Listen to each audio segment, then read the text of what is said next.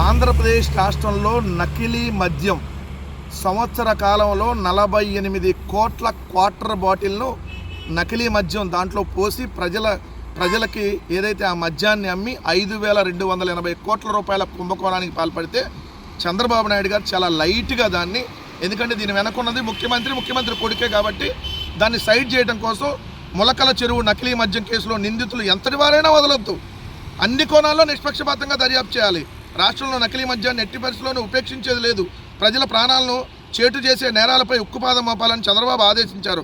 ప్రధాన నిందితుడు విదేశాల్లో ఉన్నాడు. ఎవరైతే అద్దేపల్లి జనార్దన్ రావు A1గా ఉన్నతను, విజయవాడలో అతని పేరిట ఓ బార్ లైసెన్స్ ఉంది. కల్తీ మద్యం తయారీ కోసం అతను ములకల చెరువుకు వచ్చాడు. ఇది ఈనాడు పెట్టింది. ఆంధ్రజ్యోతి నకిలీ మద్యం 2 టీడీపీ నేతలపై వేటు. ఒకటి తంబాలపల్లి నియోజకవర్గ టీడీపీ ఇన్ఛార్జ్ దాసరపల్లి జయచంద్రారెడ్డితో పాటు స్థానిక టీడీపీ నేత కట్టా సురేందర్ నాయుడిని పార్టీని సస్పెండ్ చేస్తూ పల్లా శ్రీనివాసరావు ప్రకటన విడుదల చేశారు. పెద్దిరెడ్డి కుటుంబానికి ఇతను సన్నిహితుడు. ఎవరు? దాసరపల్లి జయచంద్రారెడ్డి. మరి పెద్దిరెడ్డి గారి కుటుంబానికి సన్నిహితుడు అయితే ఎందుకు ఇచ్చారు ఏమైనా టికెట్? తెలుగుదేశం పార్టీ నుంచి తంబాలపల్లి టికెట్ ఎందుకు ఇచ్చారు అంటే అసలు వార్తని ఏది సైడ్ చేయటం కోసం ఇవన్నీ రాసేటటువంటి వార్తలు అనమాట. నకిలీ మద్యం తీగ తెనాల్లో కదిలిన డొంక, వైసీపీ హయాం నుంచి ఇచ్చేదిగా రాకెట్. అక్కడ తీగలాగితే గుంటూరు జిల్లా తెనాల్లో వైసీపీ నేతల పాత్ర ఉన్న ఈ రాకెట్ కదులుతుంది. వైసీపీకి సంబంధించినటువంటి వైసీపీ ప్రభుత్వ కాలం నుంచి ఈ రాకెట్ ఇచ్చేదిగా సాగుతుందని, అప్పటి ప్రభుత్వ పెద్దల అండలతోనే సాగించిన దందాను కూటమి ప్రభుత్వం వచ్చాక టీడీపీ నాయకులంతా కొనసాగిస్తున్నారంటున్నారు. అప్పటి ఓ వైసీపీ నేతకు శ్రీనివాసరావు బంధువని, అతడి అండతోనే గత ప్రభుత్వంలో 5 ఏళ్లు గుంటూరు జిల్లా తెనాలి, గుంటూరు, బాపట్ల జిల్లా రేపల్లె, చెరుకుపల్లి, నిజాంపట్నంలో నకిలీ మద్యం సీసాలను ప్రభుత్వ మద్యం దుకాణాలకు సరఫరా చేసి డబ్బు వెనకేసుకున్నట్టు తెలిసింది. అంటే ఈ 2 దినపత్రికలను దేంతో కొట్టినా కూడా వీళ్ళకి సిగ్గురాదు. మనిషికి ఒక మాట, గొడ్డుకో దెబ్బ అని సామెత ఉంటుంది. ఈ 2 దినపత్రికలు కడుపుకు అన్నం తిని ఏ రోజు వీళ్ళు వార్తలు రాయరు. అసలు ప్రభుత్వ మద్యం దుకాణాల్లో అంటే జగన్మోహన్ రెడ్డి గారు ప్రభుత్వ మద్యం దుకాణాలు ఈ సప్లై చేశారంట. అంటే అసలు వార్తలు సైడ్ చేయడానికి జగన్మోహన్ రెడ్డి గారి హయాంలో ఏదైతే ప్రతి లిక్కర్ బాటిల్కి సంబంధించిన దాని మీద ఏదైతే QR కోడ్ ఉంటుంది, అది స్కాన్ అయితేనే దాన్ని అమ్మటానికి ఉంటుంది. ఎక్కడా కూడా బయట నుంచి నకిలీ మద్యం ఒక్కడ కూడా అమ్మటానికి అసలు అవకాశమే లేదు. కానీ వీళ్ళు చూడండి, ప్రభుత్వ మద్యం దుకాణాలకు సప్లై చేశారని చెప్పి ఎంత బూతు వార్తలు రాశారంటే, ఎందుకంటే ఇప్పుడు 5,280 కోట్ల రూపాయల కుంభకోణాన్ని సైడ్ చేయడం కోసం. అసలు ఈ దేశ చరిత్రలోనే అది పెద్ద కుంభకోణం. ఆంధ్రప్రదేశ్ రాష్ట్రంలో చంద్రబాబు నాయుడు గారి హయాంలో ఈ సంవత్సర కాలంలో జరిగినటువంటి నకిలీ మద్యం కుంభకోణం 79 సంవత్సరాల స్వాతంత్ర భారతదేశ చరిత్రలోనే ఇంత పెద్ద కుంభకోణం ఎక్కడ జరగదు. ఎందుకంటే 48 కోట్ల క్వార్టర్ బాటిల్ అమ్మారు. ప్రతి 3 బాటిల్కి ఒక నకిలీ మద్యం బాటిల్. 48 కోట్ల మద్యం బాటిల్ క్వార్టర్ బాటిల్ రూపంలో, పైకేమో స్టిక్కరు ఏదైతే వీళ్ళు అమ్ముతున్నటువంటి ఆ స్టిక్కర్ పైన బాటిల్ దర్జాగా కనపడింది, లోపల మద్యం మాత్రం నకిలీది. ఒక్క తెలుగుదేశం పార్టీ ఇన్ఛార్జ్ వల్ల అది అయ్యిద్దా? ఆ జయచంద్రారెడ్డి ఒక్కడి వల్ల అయ్యిద్దా? మంత్రులు, ముఖ్యమంత్రి హస్తం లేకుండా, ప్రభుత్వంలో ఉన్నటువంటి పెద్దల హస్తం లేకుండా ఒక 5,280 కోట్ల రూపాయల మద్యం కుంభకోణానికి అసలు అవకాశం ఉంటుందా? దాన్ని సైడ్ చేయడం కోసం చూడండి, తెనాల్లో డొంక దొరికింది, లేదంటే వాళ్ళు అప్పుడు వైసీపీ, వీళ్ళు ఇప్పుడు ఇది, అక్కడ ఎమ్మెల్యేగా పోటీ చేసినటువంటి పలానా వాళ్ళకి బంధువులు, ఇదే వార్త. అంటే అసలు విషయాన్ని సైడ్ చేసేసి ఏదైతే సైడ్ ట్రాక్ పట్టించేసి మొత్తం దాన్ని వైసీపీ మీద బురద జల్లాలి. ఈరోజు దీని మీద ఖచ్చితంగా CBI ఎంక్వైరీ జరగాలి. లేదంటే సుప్రీంకోర్టు సిట్టింగ్ జడ్జితో కానీ, హైకోర్టు సిట్టింగ్ జడ్జితో కానీ విచారణ జరగకపోతే ఈ కుంభకోణం బయటకు రాదు. ఎందుకంటే ప్రభుత్వం ఏదైతే మద్యం అసలు అమ్మకూడదు, మద్యం అనేది ఆరోగ్యానికి హానికరం అని చెప్పాల్సినటువంటి ప్రభుత్వం నకిలీ మద్యాన్ని బాటిల్లో పెట్టి బెల్ట్ షాపులకి, మద్యం షాపులకి సప్లై చేస్తూ వేల కోట్ల రూపాయల కుంభకోణానికి పాల్పడటమే కాకుండా వేలాది మంది ప్రాణాలను తీసేటటువంటి కార్యక్రమం ఒక ముఖ్యమంత్రి, ఒక ప్రభుత్వ పెద్దలు, ఎమ్మెల్యేలు, మంత్రులు ఇంతమంది ఇది చేశారు. ఎందుకంటే ములకల చెరువులో ఏదైతే పట్టుబడినటువంటి ఆ నకిలీ మద్యం రోజుకి 20,000 బాటిల్ తయారు చేస్తున్నారంట. 20,000 బాటిల్ రోజు తయారు చేసేటటువంటి ఓ పెద్ద ప్లాంట్ పెట్టారంటే ప్రభుత్వానికి తెలియకుండా ప్లాంట్ పెట్టగలుగుతారా? అక్కడ మంత్రులకు తెలియదా?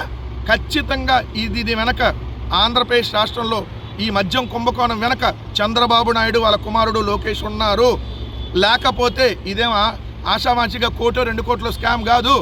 5,280 కోట్లు ఒక్క ఏడాది కాలంలో, అంటే 5,300 కోట్ల రూపాయల నకిలీ మద్యాన్ని అమ్మి ప్రజల ప్రాణాలను తీసే కార్యక్రమే కాకుండా దోచుకునేటటువంటి కార్యక్రమం చేసినందుకు ఖచ్చితంగా మీ పాపం పండాలి. మీ పాపం పండే రోజు దగ్గరలో ఉంది. దీనికి ఖచ్చితంగా ఇక్కడ ఉన్నటువంటి లోకల్ సిట్టు, బొట్టు, ఎందుకంటే సిట్ అంటే చంద్రబాబు నాయుడు ఇన్వెస్టిగేషన్ ఇట్లాంటి పిచ్చి టీములు వేస్తే ఇది అసలు నిందితులు రారు. ఎందుకంటే ఈరోజు ముఖ్యమంత్రి కొడుకే ఈ నకిలీ మద్యం కుంభకోణం వెనక, నకిలీ మద్యాన్ని సరఫరా చేసిన వెనక వీళ్ళే అసలైనటువంటి సూత్రధారులు, పాత్రధారులు. కాబట్టి ఖచ్చితంగా అది సిబిఐ ఎంక్వైరీ జరగాలని చెప్పి వైఎస్ఆర్ కాంగ్రెస్ పార్టీ డిమాండ్ చేస్తా ఉంది. ఆంధ్రప్రదేశ్ రాష్ట్రానికి ఆరోగ్య శాఖ మంత్రి ఉన్నాడో లేదో ఎవరికి తెలియదు. వాస్తవంగా అతని పేరు సత్యకుమార్ యాదవ్. ఎక్కడంటే ధర్మవరం నుంచి లక్కీగా ఈవీఎంల ద్వారా ఎమ్మెల్యే అయ్యి మంత్రి అయ్యాడు. అతనికి ఒక ఊరు పేరు చెప్పి ధర్మవరంలో ఇది ఏ మండలంలో ఉందంటే చెప్పడు, చూసుకొని చెప్పగలుగుతాడు. అట్టంటాడు ఈరోజు మనకు మంత్రి. అట్టంటాలు మంత్రిగా ఉంటే ఇట్లాంటి సమస్యలే ఉంటాయి.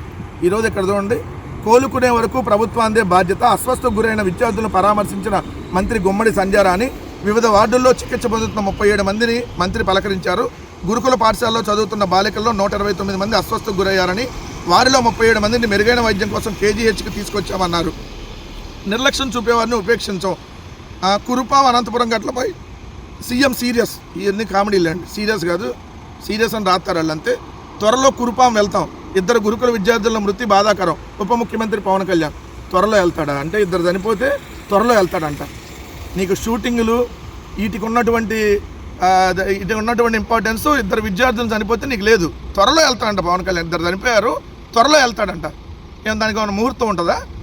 ఇది ఏంటంటే గురుకులు అక్కడ పార్వతీపురం మన్యం జిల్లా కురుపాంలో ఏకలవ్య బాలికల గురుకుల పాఠశాలలో ఏదైతే 11 మంది ఈ సంవత్సర కాలంలో చనిపోవడం జరిగింది. అక్కడ నిన్న ఏదైతే ఈ 2-3 రోజుల వ్యవధిలోనే 2 చనిపోవడం జరిగింది. అనేక మంది అస్వస్థతకు గురయ్యారు. ఎందుకంటే అక్కడ పిల్లల్ని సరిగ్గా పర్యవేక్షించట్లేదు. వీళ్ళకి కావాల్సింది మద్యం అమ్ముతున్నావా, మద్యం స్కాములు చేసుకొని నకిలీ మద్యం అమ్మేసి ప్రజల్ని ప్రాణాలను తీసేస్తున్నావా, డబ్బులు సంపాదిస్తున్నావా? రైతులకు యూరియా అందకపోయినా వీళ్ళకి పర్లా. వీళ్ళు మాత్రం స్పెషల్ ఫ్లైట్లో హైదరాబాద్ వెళ్ళామా, గన్నవరం నుంచి నెలలో ఎన్ని రోజులు తిరిగాం, ఇవి వీళ్ళకి ఇంపార్టెంట్. పిల్లలు ఎలా పోయినా వీళ్ళకి సంబంధం లేదు. పిల్లలు చనిపోతుంటే త్వరలో వెళ్తాడంట ఎవరో మన ఉప ముఖ్యమంత్రి డీసీఎం. సిగ్గు లేదా చెప్పడానికి? ఎవడో వెళ్ళాడు, నేను వెళ్ళమన్నాడు ఎవడన్నా ఇమీడియట్గా చర్యలు తీసుకుంటారు. ఈయనంత త్వరలో వెళ్తున్నానని ప్రకటిస్తున్నాడు. ఇక్కడ నిన్న ఇంకోటి అనంతపురంలో చూస్తేనేమో, అనంతపురంలో శిశుగృహంలో పసికందు చనిపోయింది, అదొక ఇన్సిడెంట్. ఇక్కడ కురుపాంలో సంబంధించిన దాంట్లో 2 చనిపోయారు ఆల్రెడీ విద్యార్థులు. అదేవిధంగా అనేక మంది అస్వస్థకు గురయ్యారు. ఇప్పుడు వెళ్ళింది మంత్రి గారు గుమ్మడి సంధ్యారాణి. అసలు ఉందని ఎవరికి తెలియదు అనుకోండి.